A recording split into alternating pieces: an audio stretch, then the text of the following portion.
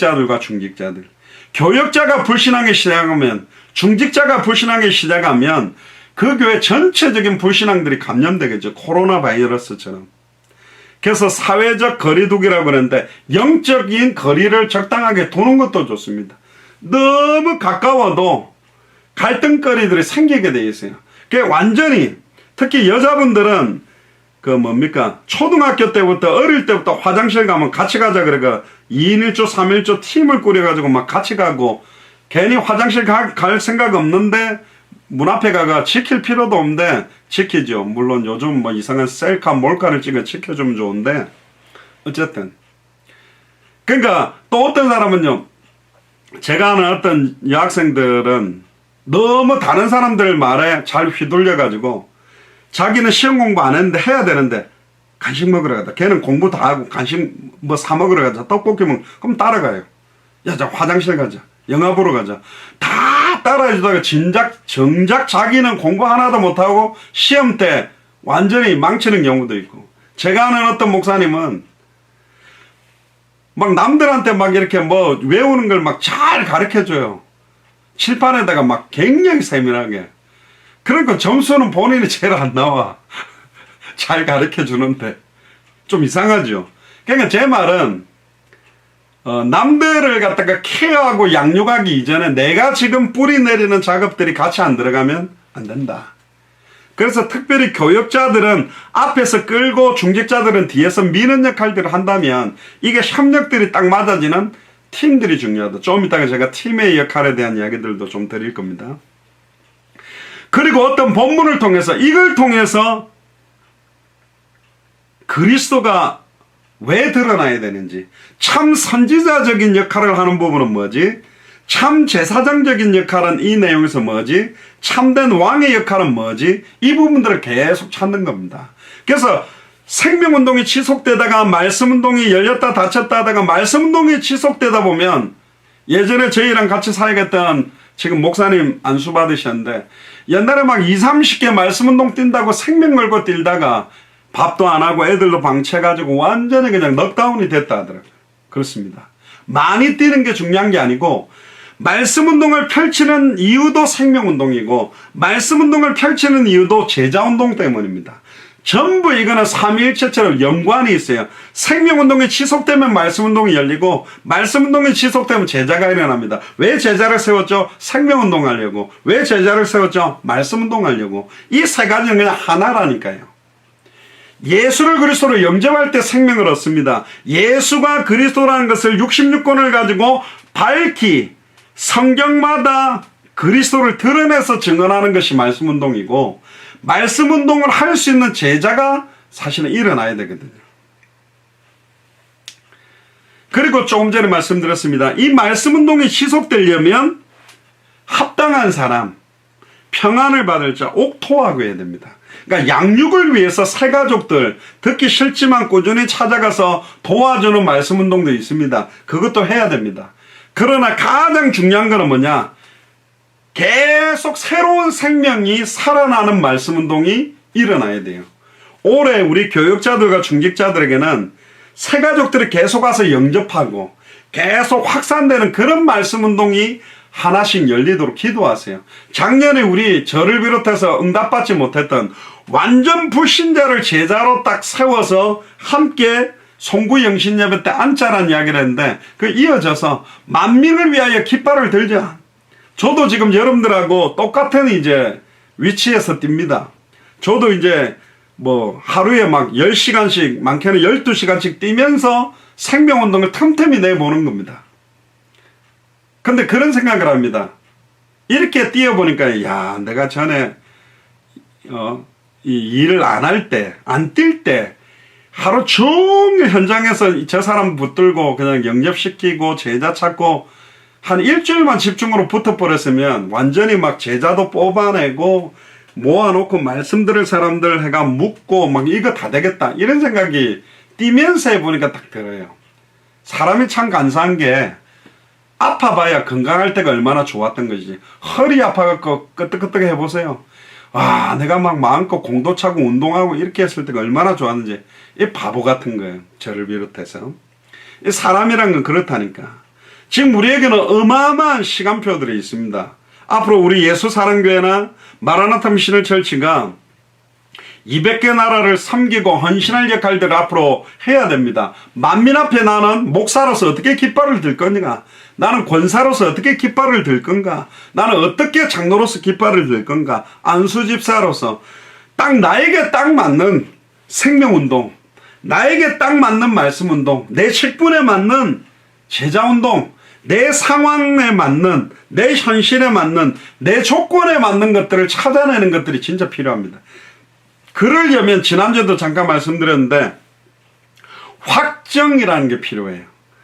저도 하루에 1명 이상 영접운동을 확정해 놨기 때문에 막 밤이 맞도록 찾아다니고 먼저 생명운동부터 하려고 뛰어다니고 하는 겁니다.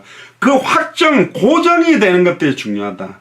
지속적인 생명운동, 저번에 말씀드렸죠. 월요일에는 초등학생, 화요일은 중학생, 수요일은 고등학생, 목요일은 대학생, 금요일은 청년, 어른들, 토요일은 노년들을 찾아가면서 전도지 주보기도 하다가 반응 오다가 지속하다 보면 하나님이 내게 붙이는 연령대도 나오고, 그렇게 계속되면 초등학생들이 어디 모이는지 전도가 되는 시간과 장소가 나온다 그랬습니다. 그게 현장 보는 눈이라니까요. 무속인들을 갖다가 1번부터 이름 딱 지도 그래가지고 번호를 매기고 기도하기 시작하면서 찾아 들어가니까 어디 무당집이 없어졌고 어디 무당집이 생겼는지 전에는 알지 못했던 영적인 흐름들을 딱 가지게 돼 있다니까요. 저도 그 안양 오동에서 월요일마다 방범 순찰 차를 타고 돌아보니까 안양 오동 전체의 흐름들을 알게 된 거예요. 계속 돌면 차를 가지고 도는 가구에 걸으면 또 볼 수 있는 것들이 되게 많아지는 겁니다. 그러니까 내게 맡겨진 현장, 그리고 보통은 대학 같은 경우도 분수대, 저수지, 도서관 앞에 한 군데서 10년 전도하는 분이 있는데 그것도 좋지만 지역을 장악하는 중직자들은 그 대학에 건물이 있을 게라면 1월 달에는 상대 건물, 2월 달에는 음대 건물, 3월 달에는 공대 건물, 이렇게 해서 전체를 보고 돌면서 제자가 나오는 건물을 집중해서 시스템을 놓고 교회를 세우는 것이다. 그래서 전체를 도는 겁니다. 돌아보면 하나님의 사인이 나오는 곳이 있다고 그랬습니다. 자, 그러면 이제 다시 본문으로 와보세요. 예수께서 가라사대 여우도 굴이 있고 공중에 새도 집이 있으되 은자는 머리 둘 곳이 없도다. 그리고 59절부터 보면 다른 사람에게 나를 쫓아라 하시니 그가 가로되 나로 먼저 가서 내 부친을 장사하게 허락하소서. 그런데 그 사랑 많은 예수님이 뭐라고 대답합니까? 60절에 가라사대 죽은 자들로 자기 죽은 자들을 장사하게 하고 너는 가서 하나님 나라를 전파하라. 우선순위에 대한 겁니다.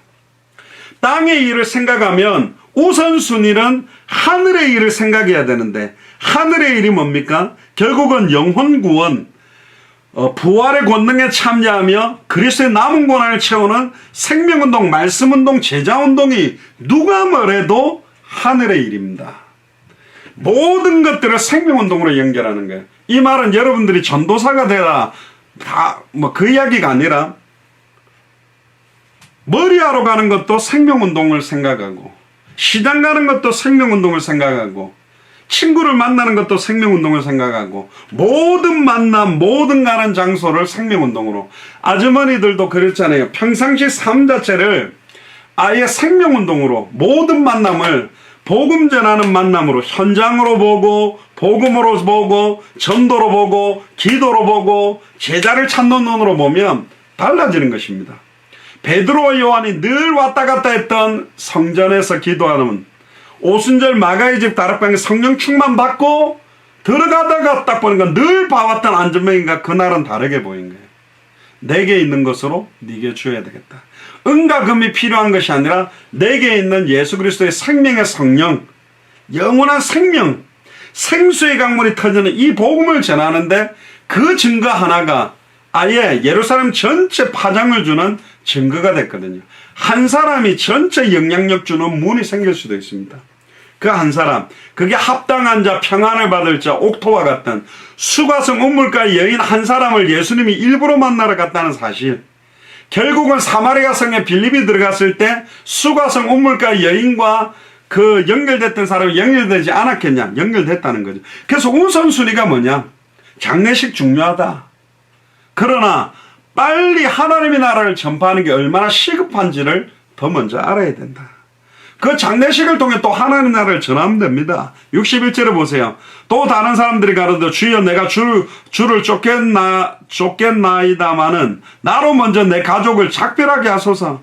그때 예수님이 그럽니다. 그 사랑 많은 예수님이 인륜도 무시하게 손에 쟁기를 잡고 뒤를 돌아보는 자는 하나님 나라에 합당치 아니하다.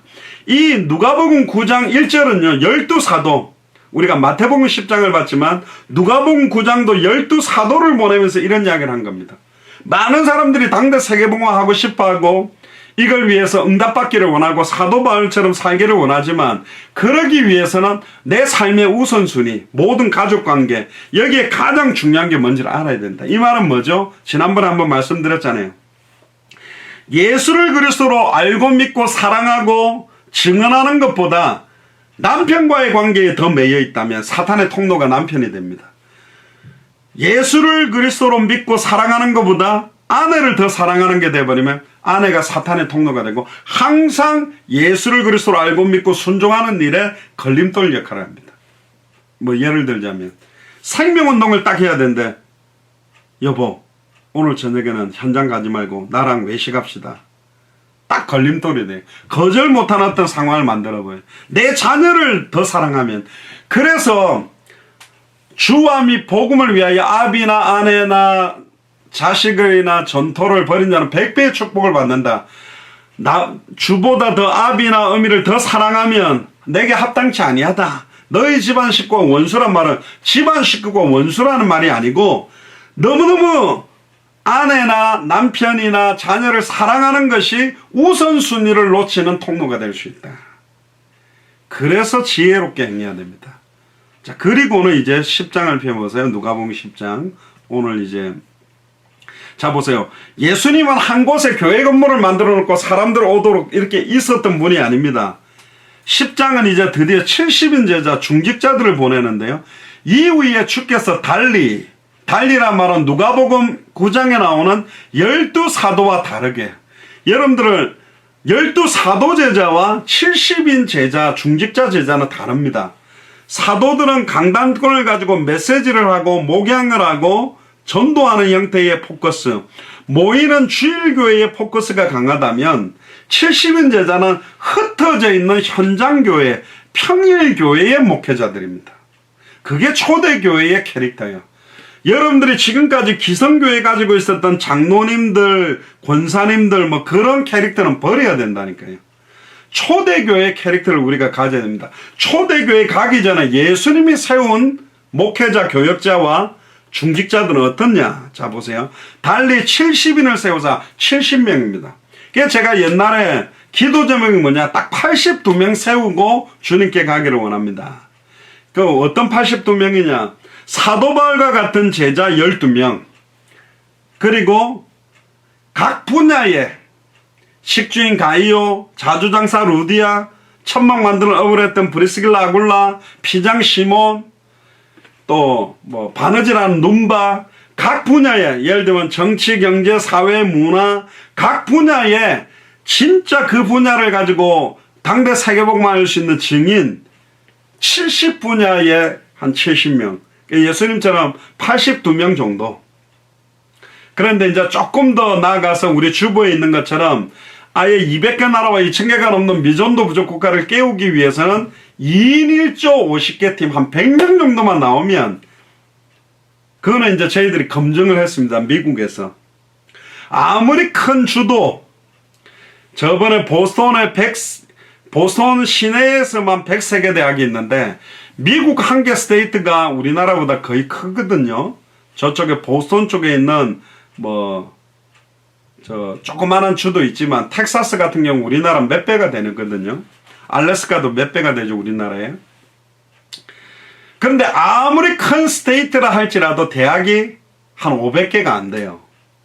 그러면 2인 1조 50개 팀만 딱 나오면 한 개 2인 1조가 500개가 되더라도 2인 1조가 10개씩만 커버해가지고 제자 찾으러 들어가면 동시 한 스테이트의 대학들을 다 예비된 제자가 어딘지 찾을 수 있다. 그러려면 그 2인 1조가 어떤 사람이어야 되느냐. 제가 교역자, 중직자 모임을 하고 싶은 이유가 뭐냐. 무슨 전도 훈련을 많이 받은 사람이냐, 메시지를 잘하는 사람이냐, 굉장히 경제력이 있는 사람이냐, 굉장히 지력인 사람, 아니요. 답은 딱 하나예요. 하나님이 사용하는 교역자, 하나님이 사용하는 중직자여야 돼. 그러니까 하나님이 쓰는 사람. 그러니까 하나님이 사용하기를 원하면, 근데요, 이게 메시지를 잘한다고 쓰지도 않고, 막 능력이 있다고 쓰는 것도 아니고, 막 카리스마가 있다고 쓰는 게 아니에요. 내가 볼 때는 진짜 현장을 사랑하는 현장의 사람, 정말로 예수가 그래서 복음만 말하려고 하는 복음의 사람, 정말 성경대로 전도하려고 하는 전도의 사람, 진짜로 기도하는 기도의 사람, 그리고 정말로 제자가 일어나도록 원하는 그런 사람들이 쓰임을 받더라고요. 조금 말을 잘 못한다. 괜찮습니다. 옛날에 제가 아는 어떤 목사님 평신도 전도사 때 말 더듬는데 막 더듬는데 성령의 역사예요. 자기들이 알아서 얼마나 말을 잘 더듬냐. 교통경찰이 딱 답하는데 말을 끄끄끄 하는데 아이고 가세요 하고 딱지도 안 떼고 보냈다 하더라고. 그 정도로 말 더듬는데도요 쓰임받고 은혜 받기 시작하면 더듬는 말도 줄어들더라고. 그러니까 핑계를 다 버려야 된다. 내가 뭐 공부를 못해서 초등학교도 졸업을 못해서 IQ가 낮아서 얼굴이 어째서 그것 때문에 안 되고 있는 거라니까요. 달리 70인을 세우사 친히 가시려는 각동각처럼 보세요. 예수님은 그냥 사역이 한 게 아니라 친히 가시려고 하는 스케줄이 있어요. 저희들이 미주에서도 전도운동에 바람이 일어날 때 뭐냐, 지속할 스케줄을 확정시켰어요. 한 번 하고 마는 게 아니고요. 계속 생명운동을 하니까 이 바람이 불기 시작해. 계속 말씀운동이 지속되니까 바람이 불기 시작해. 계속 제자들이 일어나니까 바람이 불기 시작해요. 그래서 어떤 모임 전에, 우리가 대학생들 모임 전에 항상 30분이라도 불신자들에게 복음 전하고 모임하고, 모임 끝나고 나면 그 중에 리더들만 따로 모아놓고 메시지를 주기 시작하는데요. 계속 생명운동의 맛, 어느 날 한 번 맛을 보다가 지속적인 맛을 보다가 참된 맛을 딱 볼 때 달라집니다. 여러분들 그 생간을 좋아하는지 모르겠는데 천엽이라든가 보통 사람 못 먹죠. 그 피가 뚝뚝 떨어지는데. 근데 옛날에 제 기억이 초등학교 1, 2학년 때인데 저희 아버지가 그걸 되게 좋아하셔요. 그 기름장 참기름에다가 가는 소금에다가, 맛소금 말고 가는 소금에다가 고춧가루 좀 쳐가지고 비벼가지고 살짝 찍어 먹는데 처음에 씹는데 와 이거 죽을 것 같더라고. 어디 이거 막 핏물 나는 걸 이거 씹어 먹지. 진짜 막 그랬어요. 근데 하도 먹이니까요. 이게 어느 날 지속되다 보니까 그 간 맛이 딱 입에 붙었어요.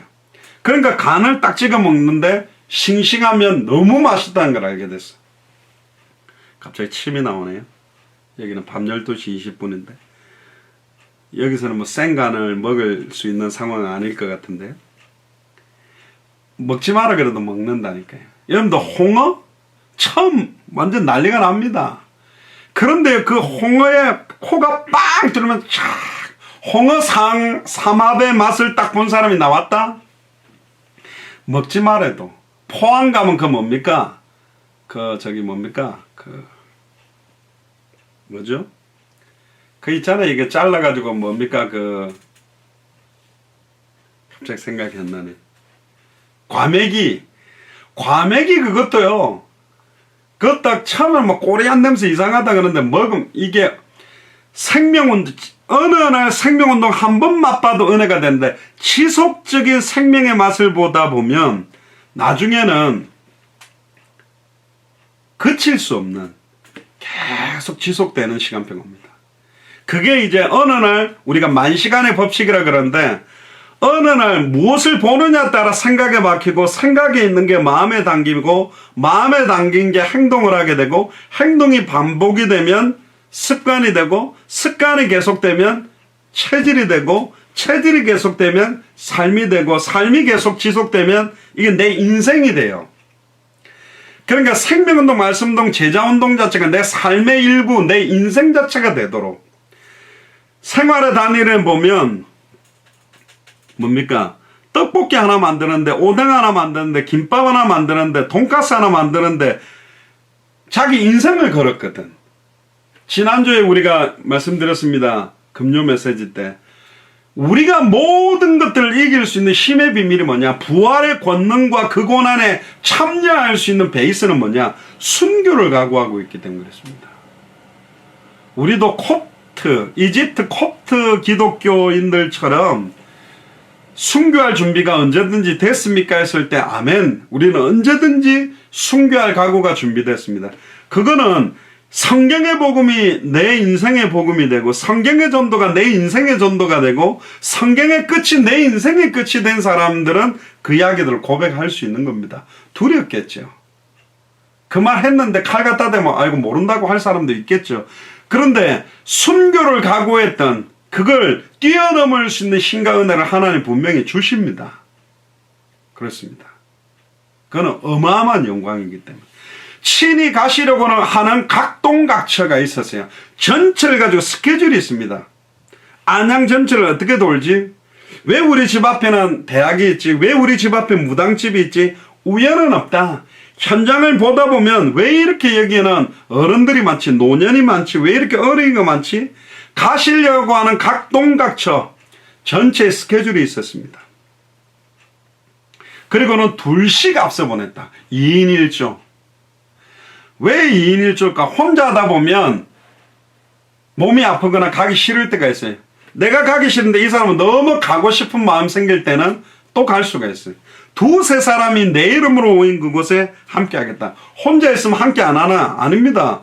고린도전서 3장 16절에 너희가 하나님의 성전인 것과 하나님의 성령이 너희 안에 가는 것을 알지 못하고 우리 안에 계세요. 근데 왜 이 두 명이냐? 팀이 필요합니다. 서로가 서로를 영적으로 견제하고 한쪽이 좀 시달릴 때 잡아주고 이런 팀워크가 필요해요. 부부도 그런 팀이고 또 목회자들과 교역자들, 중직자들과 함께 팀이 될 때 굉장한 힘이, 결국은 사도 바울과 함께 다녔던 의사 누가, 디모데, 또 실라 이런 사람들이 사실은 팀이죠. 교역자 팀이 있고 중직자 팀도 딱 붙어가지고 움직인 겁니다. 안디옥 교회도 선지자들과 교사팀들이 있었습니다. 근데 선지자로 지칭됐던 바나바 바울이 빠졌지만 그 안에는 사실은 나머지 사람, 구레네 시몬, 헤롯의 젖동생 마넨, 루기오 이런 사람들이 아예 팀이 돼가지고 중직자들 중심으로 돌아가는 교회가 안디옥 교회다. 지금 제가 미국에 와 있지만 중직자들 중심. 원래 저희들이 지역 10군데 정도 이야기하는 거는 거기에 중직자들이 깃발을 들고 거기에 교역자들이 일어나면 그 교역자들 중심으로 거기가 말씀동이 펼쳐지다가 교회가 서야 됩니다. 처음부터 제가 이야기한 거는 뭘 찢어가지고 교회다 이런 게 아니고 누군가가 깃발을 들어주면 그 옛날에 이순신 장군 나올 때 무슨 펄럭펄럭 깃발을 불거나 배에다가 불을 붙여가지고 신호를 알리잖아. 봉화대처럼. 누군가가 깃발을 들거나 옛날에 수기 가지고 이렇게 했거든요. 빨간 깃발은 뭐고, 하얀 깃발은 뭐고, 봉화불도 하나를 태우면 연기를 나오면 이거를 신호를 준 것처럼 누군가가 깃발을 든다면 또 포병들이 보이지 않는 산 너머로 포를 쏠 때 관측병들이 가가지고 위치와 어디다가 쏘면 될지 알려줄 때 그걸 딱 맞춰 쏘면 보지 않아도 날아가면 정확하게 맞거든요. 그런 역할을 해줄 지역이 어딜까? 어디가 시간표일까? 친히 가시려고 하는 각동각처로 먼저 보냈다니까. 둘씩 누구를 찾아라? 합당한 자, 평안을 받을 자, 옥토. 그 동네에 생명운동, 말씀운동, 제자운동할 포스트가 어디냐?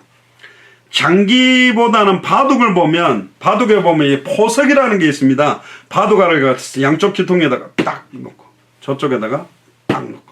나는 옛날에 그냥 폼 잡는 줄 알았어. 시작한다고 탁 하면 저쪽에 탁 놓고 이쪽에다가 탁 놓고 저쪽에다. 그런데 그게 보니까 몇 칸에다 놓느냐에 따라 내가 여기는 수비를 할 거다, 공격을 할 거다 딱딱딱 하다가 어디서 붙을 거냐, 또 어디는 한창 막 붙어 놓습니다. 그런데 이 사람은 뭐냐, 이 땅을 다 먹으려는 거예요. 그게 전략들이 있는 거예요. 예수님도 친히 가시려고 하는 각동각처에 둘씩 앞서 보냈다. 사도 바울 보세요. 1차 전도여행, 2차 전도여행, 3차 전도여행, 아예 로마까지, 서바나까지 갔다 와서 전체를 돌면서 사도 바울도요. 마게도냐 지경 첫 번째 빌립보, 데살로니가, 고린도, 아예 에베소 계속 돕니다. 돌면서 딱딱딱 포스트가 되는 제자들, 루디아에 그 루디아가 찾아지고 그 집에 말씀 운동을 펼쳐서 그 집에 있는 교회가 빌립보 교회로, 야손 개인이 말씀 받고 야손의 집에서 생명운동, 말씀운동, 제자운동 하다가 야손의 집에 있는 교회가 데살로니가 교회로, 브리스길라 아굴라와 사도 바울이 같이 모여 살다가 그 브리스길라 아굴라의 집에 있는 교회가 고린도 교회로, 바울이 있었던 새 집이 아예 로마 교회의 베이스가 됐다. 그래서 여러분들이 그 깃발을 든다라는 게 굉장한 의미가 있는 겁니다. 둘씩 앞서 보냈습니다. 예수님이 가기 전에 먼저 보낸 거예요. 2절에 보세요. 이르시되 추수할 것은 많되 일꾼은 적으니 그러므로 추수하는 주인에게 청하여 추수할 일꾼을 보내주소서. 기도 제목을 지었습니다. 현장 상황은 뭐냐? 추수할 것은 많다. 지금 센터빌 보세요. 제가 딱 전도하는 시간 30분도 안 한다니까요. 하루에요. 근데 많게는 막 7명도 5명도 1명도 하는데, 지금 이제 앞으로 이제 영어권도 지금 제가 다른 영어권을 안 하고 센터빌 쪽을 집중하는 이유가 뭐냐? 계속 한 곳을 집중해서 제자가 나오고, 생명운동, 말씀운동, 제자운동 나오는 거 시간표에 따라 전체를 보고 이제 도는 겁니다. 지금 전체적으로 지금 복음의 씨를 뿌려보니까요. 좀 제자 가망성들이 있는 크리스찬 중에 영어도 좀 하고 있어요. 그러니까 그들이 이제 나오면 묶어주고, 안 되면 저는 기도 제목이 센터빌 도서관 그 잔디밭에 모여가지고 거기 현장, 뭐 예를 들면 마라나타 미션을 뭐 스페니시 교회 해가지고 현장에서 스피커 갖다 놓고 저희들이 중남미 스페니시 통역했던 메시지 틀어주고 같이 스페니시 찬양, 제가 스페니시 찬양도 몇 개 알거든요. 거기서 바로 예배해도 돼요. 왜? 교회까지 못 오니까 현장에서 바로 예배하고 생명운동하고 말씀 듣도록 해 제자 나와서 조장 세워서 그 명단 사진을 찍는 이유가 뭐냐? 제가 이제 이름하고 해가지고 그 사람들 아예 저번에 저희들도 제가 7년 전 할 때 출석부를 만들어가 누가 자주 나오는지 안 오는지 누구 가지고 정리를 해 놓는 겁니다. 그렇게 해가지고 아예 스페니시권들이 해가지고 나중에는 그 스페니시권 목회자들이 아예 그 사람들을 케어해야 돼요. 이렇게 지속하다 보면 만나질 겁니다. 그 스페니시 목사가 그 한창 때 그 뭐 스페니시 도서관에 와가지고 전도하는 목사가 있대요. 그 사람이 맞을지 아닐지는 만나서 복음에 대한 우리가 나누었던 중남미에서 했던 메시지 줘보고 들어보고 반응을 보면 알겠죠. 근데 거기에 별로 관심 없고 막 은사운동, 신비운동 막 그렇다 그러면 또 알겠죠. 중요합니다. 예수님이 똑같이 했습니다. 추수할 일꾼, 추수할 것은 많은데 일꾼이 적다. 추수하는 게 바로 생명운동이죠. 추수해가지고 아예 뿌리 내려준 게 말씀운동이죠. 아예 제자로 세우는 겁니다. 그게 추수하는 겁니다. 추수하는 내용은 성경의 복음, 우리 21강, 33강, 25강이 있잖아요. 많이 필요 없습니다. 그거 정도만 하면 이제 성경 가지고 어디를 열어도 그리스도가 드러나게 할 수 있는 겁니다. 지금 현장에 대한 이야기를 합니다. 추수할 것은 많은데 일꾼이 적다. 일꾼이 적다란 말은 정확하게 예수를 그리스도로 밝히 정언하고 예수가 그리스도는 말씀 운동할 수 있는 제자가 적다. 그러므로 추수하는 주인에게 청하여 하나님 앞에 추수할 일꾼을 보내달라고 기도해야 됩니다. 그런 만남을 주시겠죠. 또 그런 만남으로 만나진 사람들이 지금 여러분들입니다. 그리고 이제 여러분들이 한 가지 오해하시는 게 하나 있는데, 그게 뭐냐면 예수 사랑교회가 마라나타 미셔널 철치를 세우는 게 아니고요. 미국에 이미 마라나타 미셔널 철치가 있었고 마라나타 미셔널 철치가 한국에 가서 예수 사랑교회를 세운 겁니다. 그러니까 원래 휴스턴에 있던 교회가 이제 워싱턴으로 와서 워싱턴에 이제 이전 설립 예배를 하는 겁니다. 그리고 제가 거꾸로 생각하시는 것 같은데, 원래 한국에 사는데 우리 가족이 미국 와 있는 게 아니라 제가 원래 미국 사는데 1년 중에 전반기 한 달, 후반기 한 달에가 그 10달을 제가 한국에 나가서 사역을 했기 때문에 한국에서 계속 사역을 했던 겁니다. 그러니까 말이 안 되죠. 제 아내나 제 아이들이 사실은 거의 뭐 아저씨라고 안 부른 게 감사한데 어쨌든 헌신한 거죠. 그러니까 제가 미국에 지금 이렇게 좀 들어와 있는 게 원래 제가 있는 자리가 원래 여기였는데 한국을 집중하기 위해서 제가 거의 10달 정도씩 이렇게 나가 있었던 겁니다. 그래서 제가 미국에 좀 들어와 있는 건데 이걸 이해를 좀 못 하시는 분들이 계신데, 그러니까 사실은 예를 들어서 제가 만약에 영국에 이렇게 막 한 10달씩 한 2년 정도를 나간다면 영국 안에 한인들이나 영어권들 사람들 사실 찾아 세울 수 있는 또 다른 것들이 생기는 겁니다. 그래서 이제 저희들이 기도하는 게, 저 같은 경우도 오랫동안 기도하다가 자비량 사역을 하겠다고 결단하면서 지금 중직자들하고 의논하는 것도, 자비량 될 때 목사들이 받는 사례가 사실 개척교회는 거의 80% 이상이잖아요. 7, 80% 거의 뭐 교회 들어가는 경비 외에는 목회에서 사례로 들어가는데, 그것만 계속 좀 세이브를 한다 그래도 1년 정도면, 제가 만약에 200만 원씩이다. 1년이면 사실은 2,400만 원, 2년이면 4,800만 원입니다. 작은 돈이 아니에요. 그러면 거의 저희 예수사랑교회가 지하에 있던 거를 좀 걸고 월세 좀 내면 지상 1층이나 2층에 저거 조금 위치되는 대로 옮길 수도 있다. 그래서 200개 나라와 2,000개가 넘는 미전도 부족 국가를 마음껏 이제 섬길 수 있는 바탕들도 만들어야 된다. 그래서 저 같은 경우도 아예 딱 깃발 들고 뛰기 때문에 여러분들도 같이 이제 그런 역할로 뛰는 겁니다. 그러니까 하나님 앞에서 뛰는 거예요. 그러니까 제가 볼 때도 쉽지 않아요. 직장 생활을 하면서 생명운동을 계속 지속을 한다. 말씀운동을 몇 군데를 뛴다. 제자운동을 한다. 이게 보통이 아니죠. 진짜 영적인 힘 없으면 불가능한 겁니다. 그러니까 이것만 전담으로 풀 할 수 있는 사람들을 우리가 교역자로 부르는 겁니다. 아예 일을 안 하고도. 근데 보통 교역자들이 안 뛰면 생명운동도 안 일어나고 말씀운동도 못하고 제자도 못 세우는데 교역자로 있다면, 만약에 사례를 많이 준다면 골치 아픈 겁니다. 그러니까 제가 아는 어떤 대형교회는 교역자들이 막 20, 30명인데 교회는 막 1,500, 2,000명인데 20, 30명 목사님들 월급이 몇십억씩 된단 말이에요, 매달. 그러니까 이제 고민인 거예요. 안 나가나, 개척을 하러 좀 나갔으면. 근데 개척이 쉽습니까? 밑바닥에서 하는 게.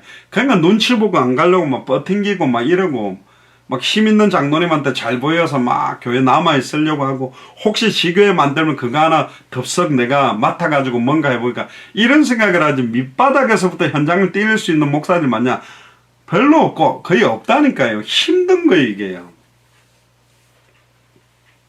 근데 예수님은 아예 12사도와 70인을 현장부터 보여줬습니다. 현장 가봐라. 그러면서 3절에 갈지어다 내가 너희를 보냄이 어린 양을 이리 가운데로 보낸 것 같다. 이 말은 먹혀 죽으러 가라는 거죠. 그 정도로 우는 사자같이 두루다니며 삼키려고 하는 현장이다. 그러나 전대나 주머니나 신도 가지지 말아라. 그러면서 재미난 단어가 4절에 나옵니다. 길에서는 아무에게도 무난하지 마라. 길에서는 무난하지 마라. 이 말은 길에서 움직이는 사람들 만나지 말고 어디로 들어가려면 5절에 보니까 집으로 들어가라 그랬어요. 그러니까 이미 장소를 가지고 있는 집으로 파고 들어가. 축호전도죠. 여호와 증인들이나 막 이런 사람들 집을 두드리고 집으로 들어가면서 먼저 말하되 이 집이 평안할지어다. 자, 5절 한 절만 보면 두 가지가 나옵니다. 뭐가 나오냐? 어디로 가야 될지에 대한 대상과 방향, 그리고는 던질 메시지가 나옵니다. 이 집이 평안할지어다. 대상과 방향, 어디로 갈까? 가게로 갈 거냐? 안 그러면 연령이 있고요. 지역에서 축호를 할 거냐? 안 그러면 찬양전도식으로 놀이터를 갈 거냐? 학교를 갈 거냐? 집집을 두드릴 거냐? 근데 중직자들에게는 집집을 두드리면서 이 집이 평안할지어다. 다른 말 아닙니다. 샬롬이죠. 자, 여기 딱 두고 우리가 하나를 찾아볼 때가 있습니다. 예레미야 구약성경입니다. 그럼 대상과 방향을 진짜 그렇게 주신 적이 있냐? 구약에도 있습니다. 예레미야 1장 우리가 너무나 잘 아는 1장 4절부터 보면 예레미야에게 준 거죠. 여호와의 말씀이 내게 임하니라 이르시되 이거는 오직 성령이 너에게 임하시면 이거와 똑같아요. 내가 너를 복중에 짓기 전에 너를 알았고 네가 태에서 나오기 전에 너를 구별하였고 너를 열방의 선지자로 세웠다. 이스라엘의 선지자가 열방 처음부터 모든 족속 천하만민 땅끝 이걸 세웠습니다. 복중에 우리를 짓기 전에 알고 태에서 나오기 전에 구별했다 그러잖아요. 오늘 제 막내를 태우고 가는데 내한테 그러는데 아빠 어릴 때 이야기해 주세요 그러더라고요. 그래서 아빠가 2살 때 막 펄펄 끓는 막 그 세숫대야 막 빨래 삶는 물에 얼굴 아빠가 막 이렇게 처박은 거 아니야? 안 돼. 아빠가 몇 세 된 거. 만약에 아빠가 그러다가 죽었으면 엄마도 못 만나고 너희들 4명 다 안 태어났을 거 아니냐. 그러니까 죽고 사는 건 하나님의 손에 있고 하나님이 모든 걸 뭐 이렇게 간다 그랬는데 우리가 태어나는 것도 우리가 지금 어제 죽은 사람들도 오늘 살아있는 것도 정금의 안수 집사님이 그때 병원에 입원했을 때 너무너무 위험하다 그랬지만 통과한 것도 아직 우리를 통해 정금의 안수 집사님을 통해 성취시킬 말씀이 있다. 기도하면 응답될 기도 제목들이 있다. 우리의 발걸음을 통해 생명운동, 말씀운동, 제자운동이 일어날 대상이 있기 때문에 우리를 통해 더 이상 성취될 말씀 없을 때 우리 죽습니다.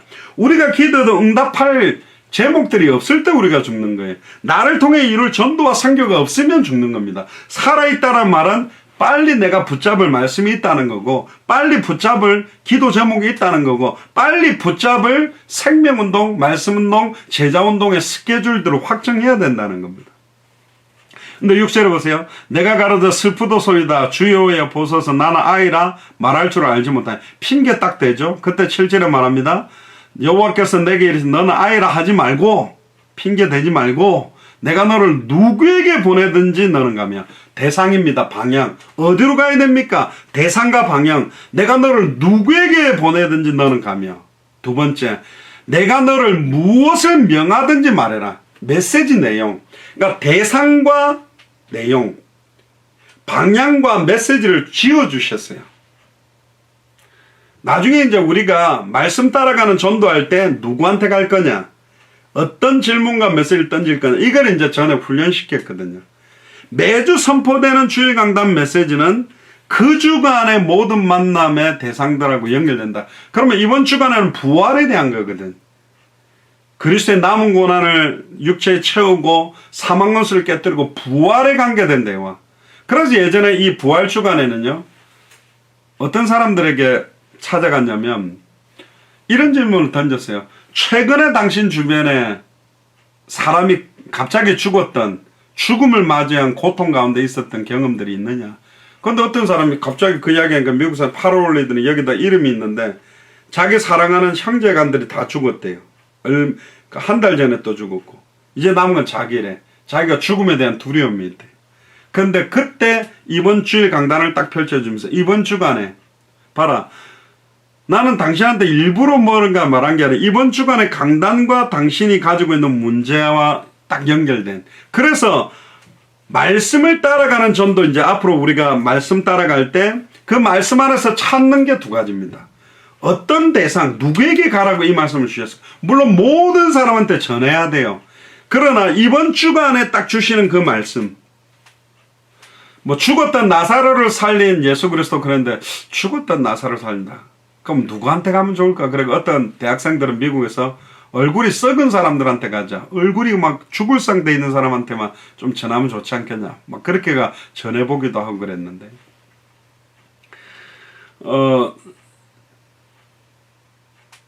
앞으로 이제 말씀을 그냥 은혜 받는데 머무르는 게 아니라 이 말씀을 통해서 누구에게 전달을 하면 좋을까?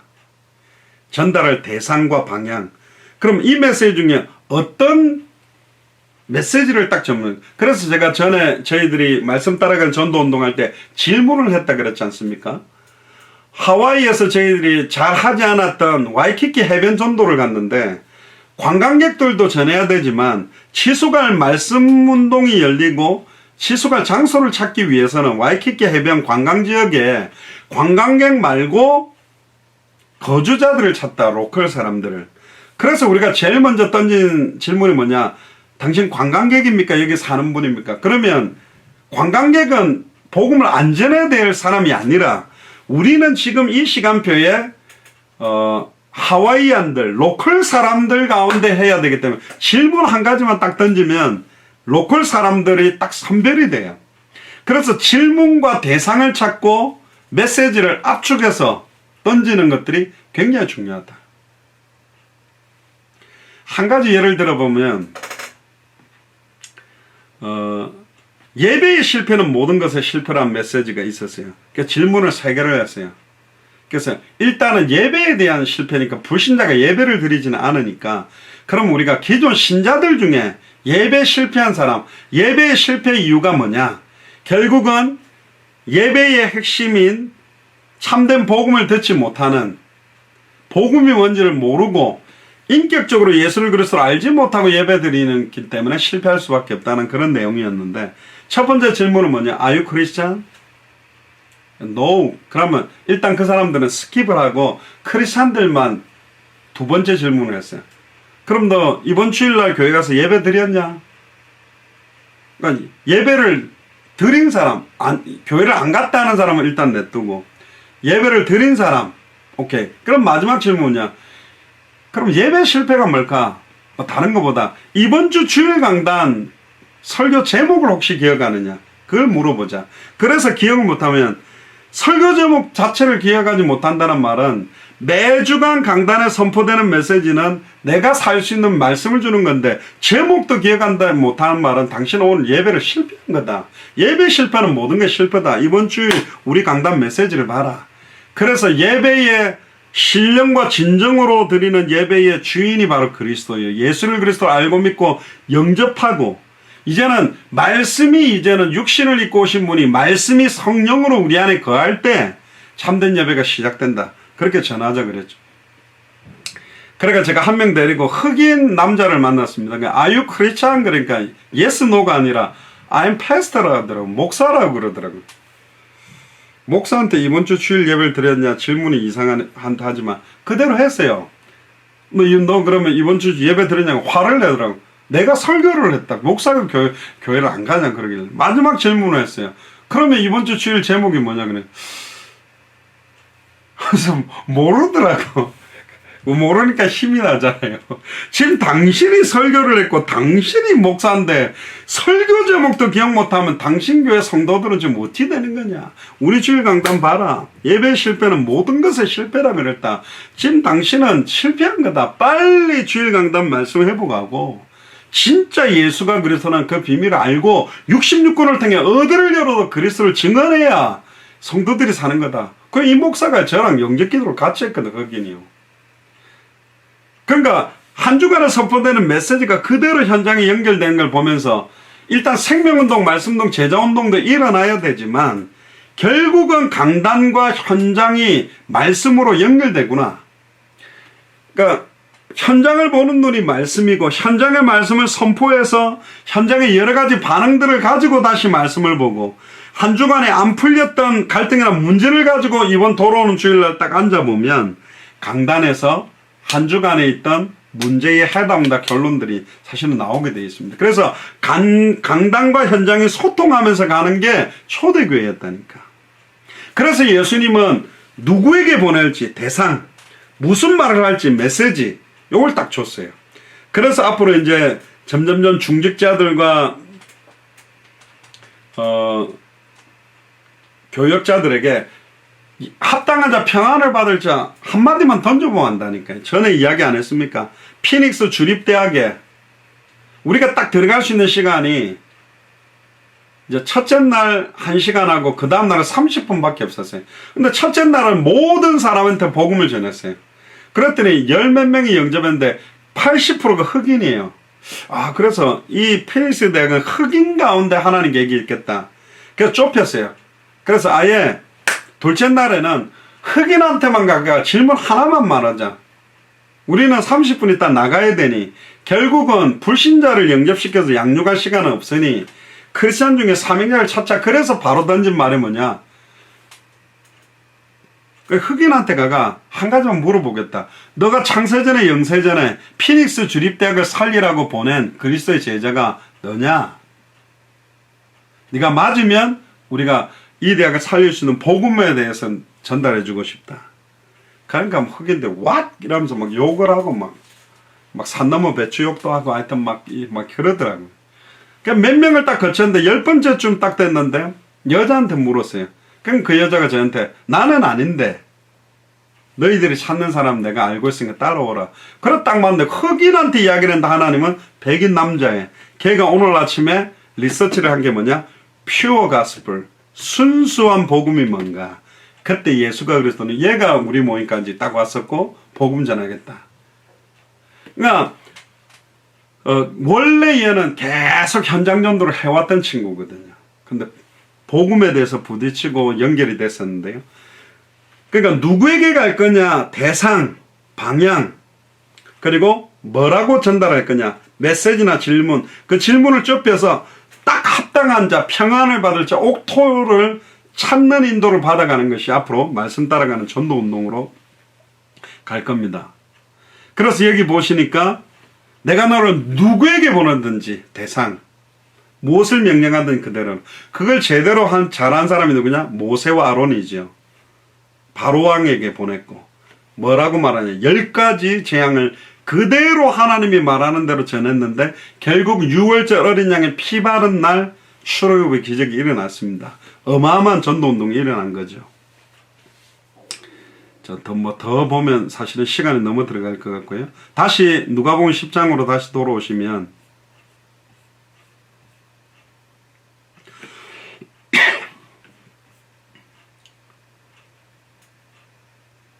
자, 5절이었죠. 어느 집에 들어가든지 평안할지어다.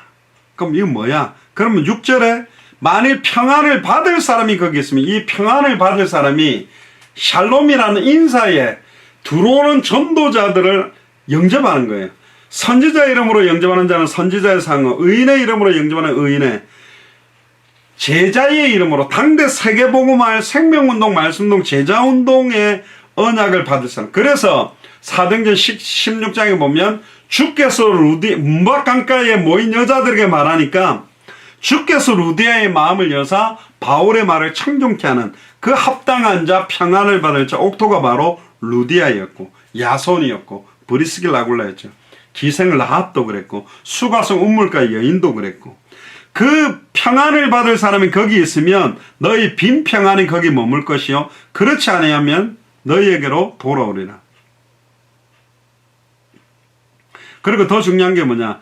그 집에 유하며 다른 데 가지 말고 찾아졌다면 움직이지 말고 그 집에 유하라는 말은 그 집에서 생명운동, 말씀운동, 제자운동 할 수 있는 양육을 하고 주는 걸 먹고 마셔라. 그 싹스를 얻는 게 마땅하다. 이 집 저 집 옮기지 마라. 딱 깃발을 꽂으면 누구의 집이냐? 여러분들 장소가 넓다고 하는 게 아니고 루디아의 집에서 해야 됩니다. 야손의 집에서 해야 되고 브리스게 아굴라의 집에서 해야 됩니다. 제자의 집 아니면요 공격받아요. 옛날에 어떤 전사님 집에 모임하니까요. 그분이 처음에 이제 좀 그거 했을 때 막 우리 와가 라면 끓여 먹고 설거지하는 가버니까 사모님 시험 들고 난리 나더라고. 그래 되면 안 돼요. 좀 설거지 안 하면 가도 막 그걸 커버할 정도로 막 하고 가야지요. 근데 대학생들 와 하고 먹고 가버리니까 막 어지러지고 이러니까 감당이 안 되니까 시험이 계속 들더라고. 공격받겠죠. 그래서 이 집 저 집으로 떠나지 마라. 8절에 어느 동네에 들어가든지 너희를 영접하거든 너희 앞에 차려놓은 것을 먹고 거기 있는 병자들을 고치고 말하기를 하나님의 나라가 가까이 왔다나. 메시지의 내용입니다. 내게 하나님의 나라가 임하는 게 예수를 그리스도 영접할 때 예수가 그리스도라고 복음을 전해서 그 사람 받으면 그 사람에게 하나님의 나라가, 가정이 받으면 가정에 하나님의 통치가 임하는 거죠.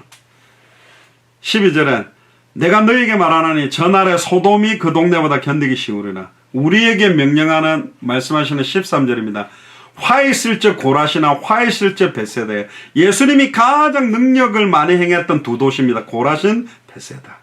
그런데 기존 신자들이죠. 너희에게 행한 모든 권능을 두루와 시돈을 생각했더라면 저희가 벌써 베옷을 입고 제에 앉아 회개하였으리라.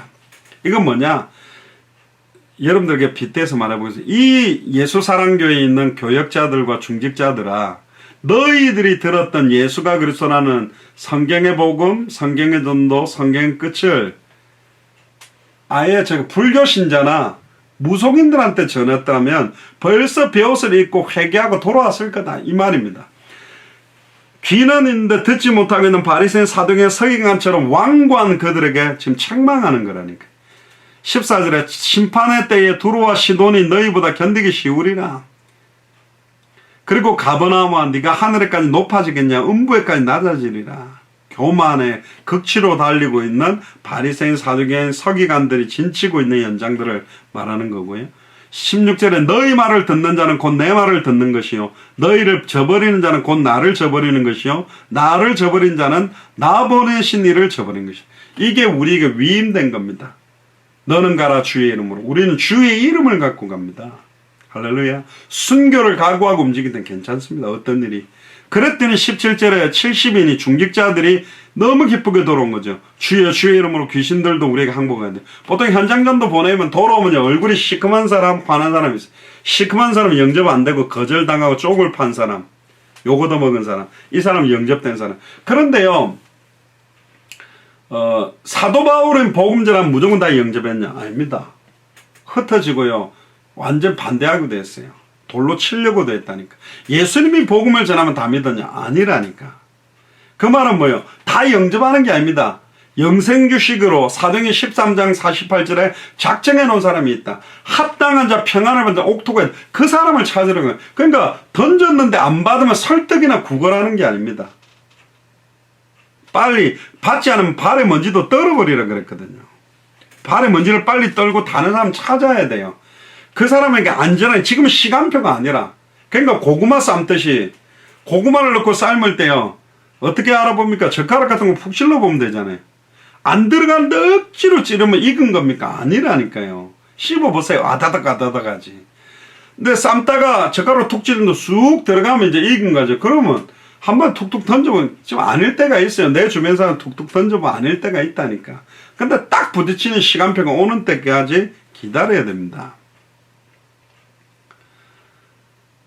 그 주의 이름으로 귀신들이 우리에게 항복하다. 그러니까 드러난 것만 봤죠. 그런데 예수님이 뭐라 합니까? 사단이 하늘로서 번개같이 떨어진 것을 내가 봤다. 내가 너희에게 뱀과 정갈을 밟으며 원수의 모든 능력을 제할 권세를 주었으니 너희를 해할 자가 결단코 없다. 사도도 아니고 평신도 중직자들에게 뱀과 정갈을 밟고 원수의 능력을 제한다. 컨트롤할 수 있는 권세가 있어. 그러니까 먼저 열고 닫을 수 있는, 땅에서 매면 하늘에서 매고 땅에서 풀면 하늘 풀리는 사탄의 통로가 될 것 같으면 미리 막아버리는 겁니다. 20절에 그러나 귀신들이 너희가 항복하는 것으로 기뻐하지 말고 뭐로 기뻐해야 된다? 너희 이름이 하늘나라에 기록된 것. 드러나서 귀신이 복종하는 거에 눈에 보이는 거에 기뻐하지 말고 보이지 않는 우리의 신분과 권세와 사명이 그렇다는 걸 알아라.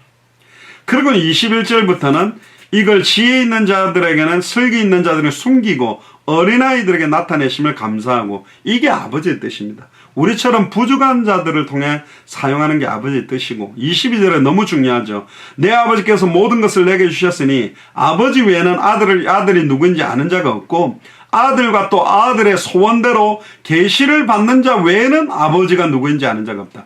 예수를 그리스도로 알고 진짜 하나님을 알고 예수를 그리스도로 아는 것은 하나님과 아들의 소원대로 계시를 받는 사람, 예수 그리스도의 계시가 임하는 사람. 갈라디아서 1장 12절에도 보면 이 계시는 사람 배우는 것도 아니요 사람에게 받는 게 아니라 오직 예수 그리스도의 계시로만 받는 겁니다.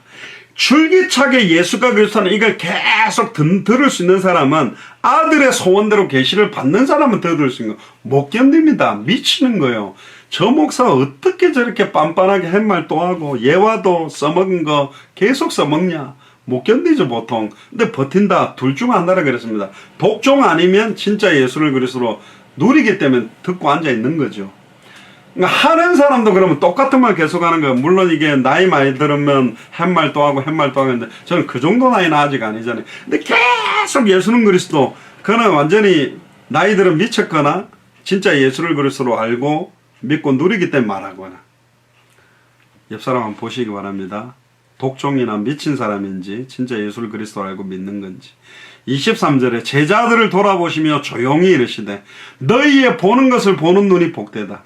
드러난 거 보는 게 아니라 영적인 걸 볼 수 있는 눈이 복되다. 24절에 내가 너에게 말하였나니 많은 선지자와 임금들이 너희 보는 바를 보고자 했을 때 보지 못하였으며 너희 듣는 바를 듣고자 했을 때 듣지 못했다.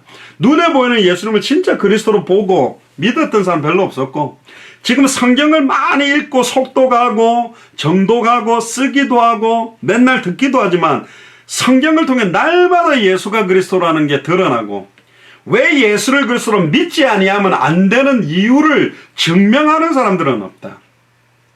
당신이 지금 아무리 행복해도 결국 사탄의 권세 아래 죄와 저주는 몰려오고 하나님과 단절되어 있기 때문에 고통받을 수밖에 없는, 예수는 그리스도로 믿지 않으면 안 될 이유, 사탄 문제, 죄 문제, 하나님과 단절된 문제, 이 안에서 돈 많다, 이 안에서 좋은 직장 갔다, 결국은 고통 요구되어 있거든요. 예수를 그리스도로 믿지 않으면 안 될 이유를 증명한 당위성을 전달할 수 있는 그 정도로 여러분들의 복음이 풍성해져야 됩니다. 그때 25절에 어떤 율법사가 일어나 예수를 시험하여 그러되 선생님 내가 무엇을 하여야 영생을 얻게, 질문이 잘못됐죠. 뭘 해야 얻는 게 영생인 줄 압니다. 내가 뭐 헌금을 많이 해야 됩니까? 건축을 해야 됩니까? 봉사를 해야 됩니까? 이런 식입니다. 그때 예수님이 율법에 무엇이라 기록되었으며 네가 어떻게 읽느냐 대답하되 내 마음을 다하고 목숨을 다하고 힘을 다하여 뜻을 다하여 주 너희 하나님을 사랑하고 또한 내 이웃을 내 몸과 같이 사랑하라 하였나이다. 예수께서 이르시되 네 대답이 옳도다 이를 행하라 그러면 살리라 하니, 이 사람이 자기를 옳게 보이려고, 예수께 옳게 보이려고 자기 의를 드러내려고 나타났죠.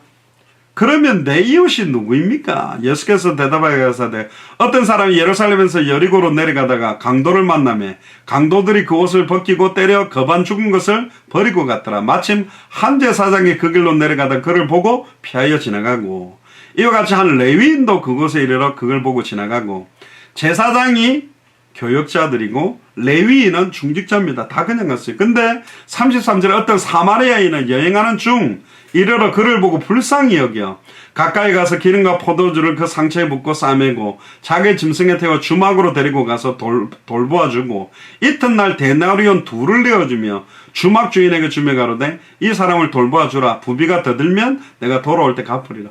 엄청난 돈을 들여서 치유까지.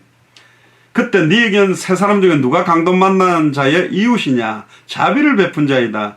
예수께서 가라사대 가서 너도 이와 같이 하라 하시니, 여긴 이렇게 되는데 다른 데는 부자 청년은요 이런 말 하면서 네 모든 걸 팔아서 가난한 자에게 다 줘버리고 나를 따라와라. 갖고 있는 집도 팔고 재산 통장 돈 다 털어버리고 나 따라와라. 그럼 못 따라오는 겁니다. 못 버리는 거죠.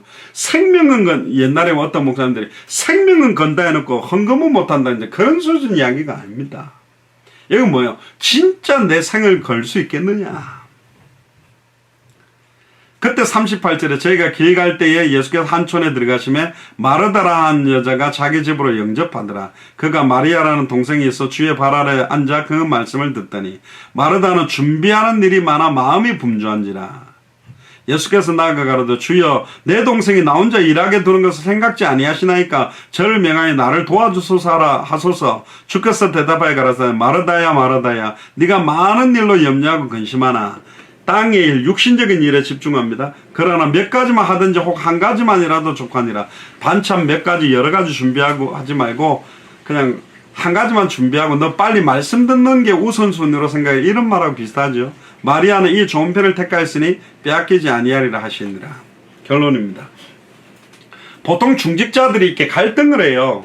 어떤 갈등을 하냐면 두 종류의 제자가 있습니다. 로컬 중심의 색깔의 제자가 있고 중직자가 파라 중심의 제자가 있어요. 로컬 중심의 제자는 뭐냐? 교회 안에 성가대라든가 밥하는 거라든가 설거지하는 거나 교사 활동이라든가 교회 안에 있는 것들을 도맡아서 막 굳건히 잘하는 분. 파라적인 중직자는 뭐냐면 막 뺀질뺀질하면서 이런 건 잘 안 하고 현장에 전도한다고 가방 들고 다니면서 이렇게 돌아요. 서로가 미워해. 이 사람들은 저 사람 보고 맨날 밥하고 교회 일만 하고 막 전도 현장은 안 가고 마르다라 그러면서. 그럼 또 저것들은 맨날 설거지도 안 하고 가방 들고 전도한다고 돌아다니는데 전도는 못 해온다면서. 교회로서는 로컬 제자가 좋다고 그러겠죠, 목사님들은. 근데 현장적으로 보면 이 파라를 움직이는 바깥 현장으로 뛰는 제자도 필요해요. 근데 성경은 뭐냐? 사도행전 5장 42절에 저희가 날마다 성전에 있든지 집에 있든지